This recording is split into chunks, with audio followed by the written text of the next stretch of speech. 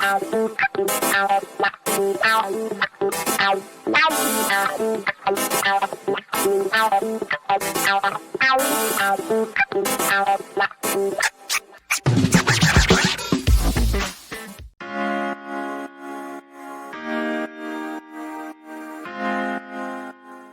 Bob.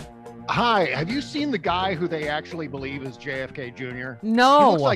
He looks like Larry, Daryl, and Daryl. I mean, he looks nothing in any way like JFK Jr. Well, he's aged. He's a different height. Yeah. He's aged since he died. He's aged. Yes. Sure. Jeff tweeted, JFK Jr. is so embarrassed by these QAnon dip that he's decided to stay dead for now.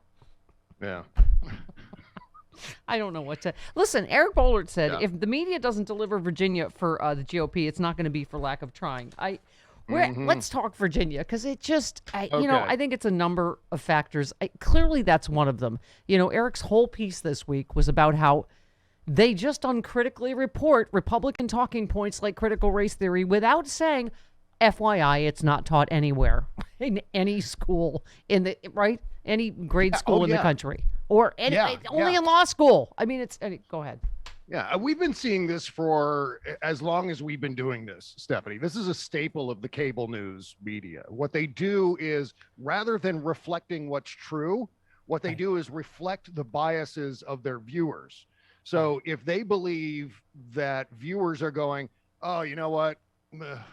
We're really frustrated with the back and forth on this Build Back Better thing, and the Democrats are so lame about this, then that's what the cable news is going to report. I mean, Fox News and Newsmax and OAN aside, I mean, they're just going to do their own made up nonsense. Right. But the other cable news networks are going to too often reflect that. The Sunday shows are going to reflect that idea that what's news to us is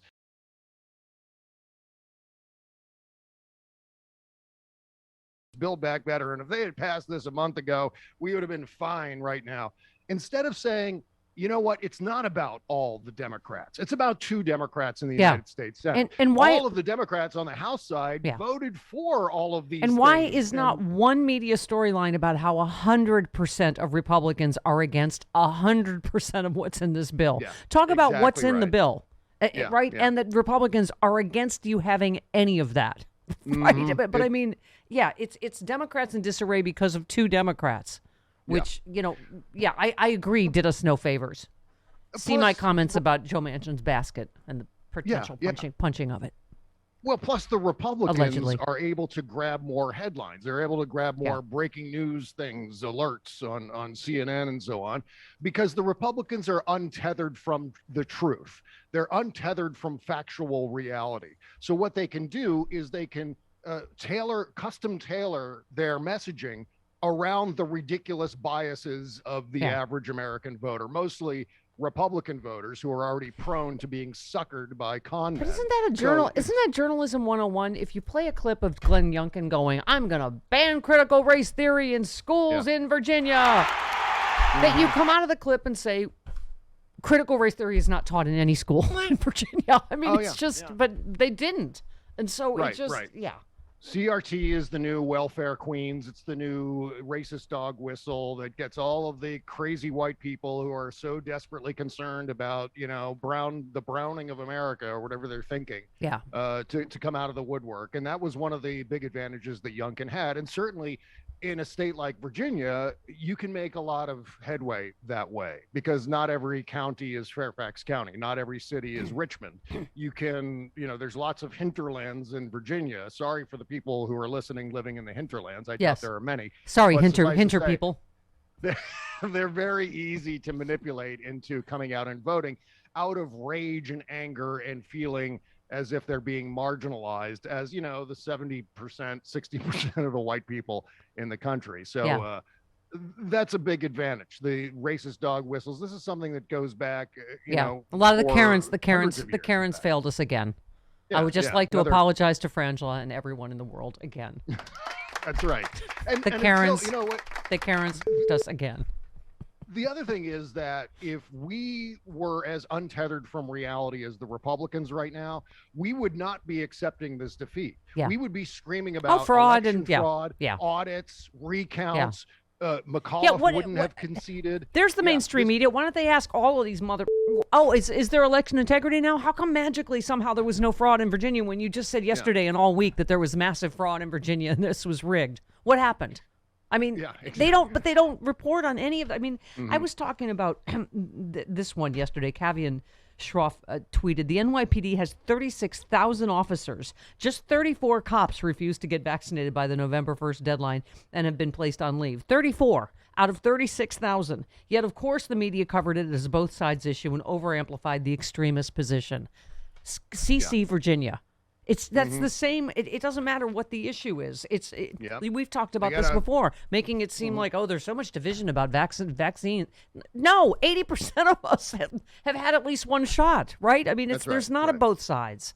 But rather than saying that these people are shirking their duty to society, rather than saying that they're exacerbating a global pandemic, rather than saying that they're murdering. I mean, over the summer, the anti-vaxxers basically killed 90,000 Americans because of their anti-vax dogma, right? Yeah. That actually happened. Donald Trump killed hundreds of thousands of Americans with his incompetence and inaction. But we're not hearing about that. What we're hearing is, well, Joe Biden hasn't quite vaccinated everybody. I guess that's bad news for Biden. Clearly Biden's fault that this is going on this long. Madness. Yeah. Yes, exactly. That's the madness we live in. Exactly. It's just, I mean, I love when my men tag team on Twitter, but you retweeted Eric Bollard, who said, is this possible? The Dow hit 36,000. It hasn't been mentioned on cable news all day. And you said, meanwhile, the Dow was treated as the only economic indicator during Trump's one term, part of the man baby's booster seat at the grown-ups table. Nothing else mattered, not even a recession in the manufacturing sector, which, yes, really happened during Trump. I mean, it is sort of, somebody like on Twitter went through all the, just that this ridiculous man was even able to become quote unquote president. Yes, with massive help from Russia and Jim Comey and God knows. But I mean, the fact that a guy that thinks you should drink bleach and shove a UV light up your ass and nuke a hurricane and buy Greenland and, they just went through the whole thing. I'm just like, I still can't believe this ridiculous never happened. And they've still normalized him to a degree. Where he is part of the conversation about this, or 22 or 24, when he, at the very least, belongs in prison, right? I mean, it's... Again, it was like the Stay Puft Marshmallow Man crushing the city. They don't know how to cover something like that. Yes. So consequently, they miss all kinds of things. They end up giving the guy advantages by not fully reporting all of the economic indicators the way they ought to be reported. The manufacturing recession got almost no press whatsoever. I mean, obviously there was some reporting on it, but it was buried and it wasn't really emphasized through some of the Sunday shows and so on. Created more jobs last month than Donald Trump did in his 4 years. I mean, oh my God, it's not. I mean, Democrats have to get better. It's stuff, Bob, but also the media. I just don't know what we do about the media. I mean, it's just, and as Joy Reid said, we do have to learn how to more vigorously defend people of color and go, this critical race thing is racist bull, and call it out, right? I mean, how many cable news outlets spend a lot of time reporting on the fact that millions and millions of Americans are receiving checks in the mail from the federal government every month to take care of their kids in the form of a child tax credit. And you hardly hear about that at all. It's like, well, there's this one thing that they're having trouble getting past. So we're going to emphasize that one thing that's kind of a shovel match going on the Hill.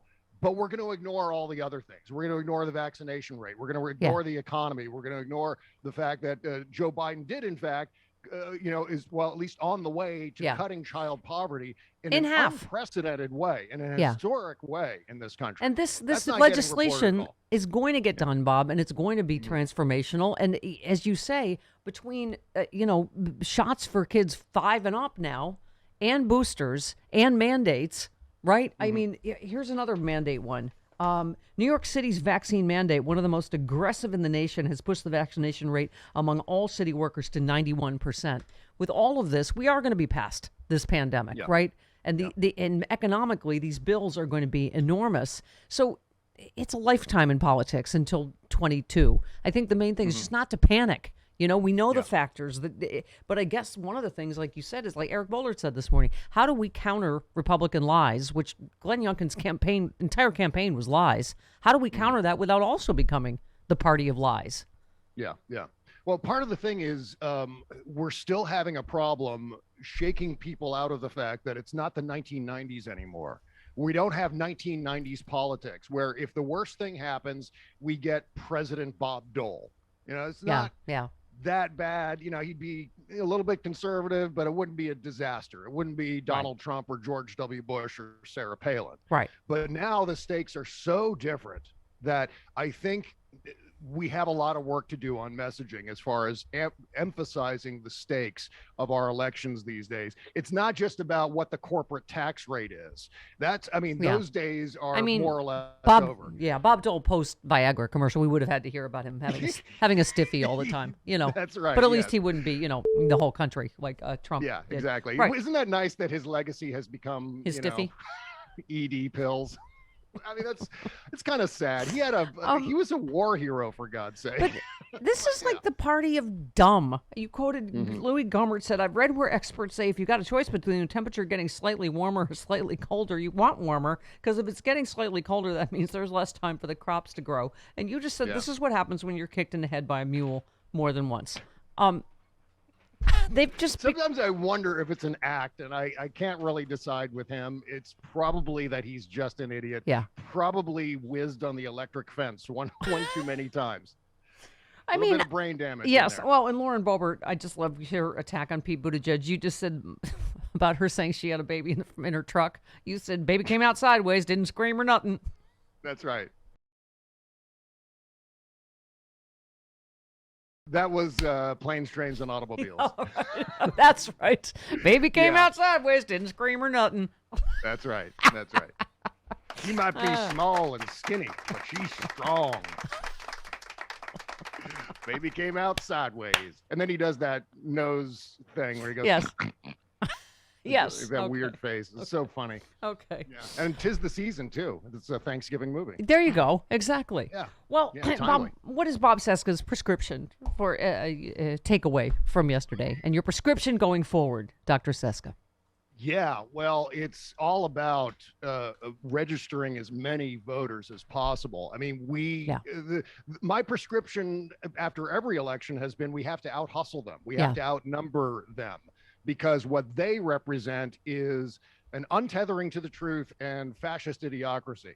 And so consequently, between now and the midterms, we need to be out there registering new voters, Democratic voters, by the way. If we're saying let's vote, everybody go vote, please specify for Democrats. Right. Please add those two words onto your sentence, please. And that goes for President Biden as well. He was just like, hey, everybody go out and vote.